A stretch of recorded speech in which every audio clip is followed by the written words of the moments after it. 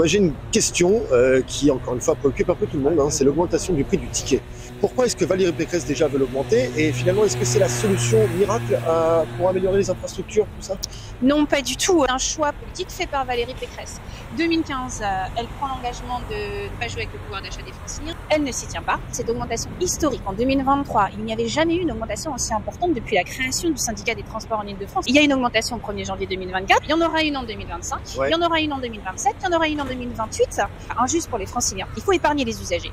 Avec le pouvoir d'achat qui est en berne, avec les salaires qui stagnent, ça n'est pas la solution et surtout il ne faut pas faire comme ça. En fait, elle a refusé pendant son premier mandat de poser la question des financements des transports en commun. On a un réseau qui s'agrandit, évidemment en termes de budget de fonctionnement, il faut qu'il soit plus élevé. Il y a un vrai levier, c'est le versement mobilité payé par les entreprises de plus de 11 salariés. La région Île-de-France, c'est 30% du PIB du pays. Donc en fait, c'est une région qui est riche économiquement. Dans la région, il y a des zones plus riches, notamment le 92 et l'ouest de Paris. Il faut que les entreprises qui profitent de ce réseau de transport participent de manière importante au fonctionnement de ce réseau de transport. Donc ces entreprises-là devraient payer plus. Bien évidemment, le personnel politique de la bourgeoisie, qui est la droite de Valérie Pécresse, ne souhaite pas s'affronter au MEDEF. Et la deuxième chose, la privatisation, j'en ai parlé, mais c'est dément comme coût financier.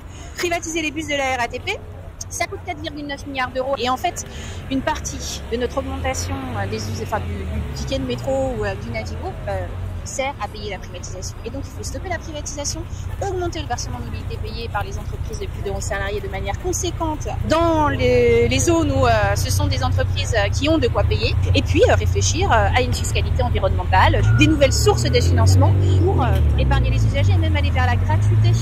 2028, c'est des propositions qu'on mettra dans le débat public. Le collectif Stop Galère est un des moyens. C'est quelque chose qui pèse sur les décisions qui sont prises. Mettre en place un moratoire sur la privatisation d'ici les prochaines élections régionales en 2028. Politiser la colère des usagers aussi. Je crois que c'est important, faire élever le niveau de conscience, politiser et pointer les responsables. Et montrer qu'il est possible de faire autrement. Bien sûr. Et signer la pétition aussi. Et signer la pétition sur stopgalère.fr.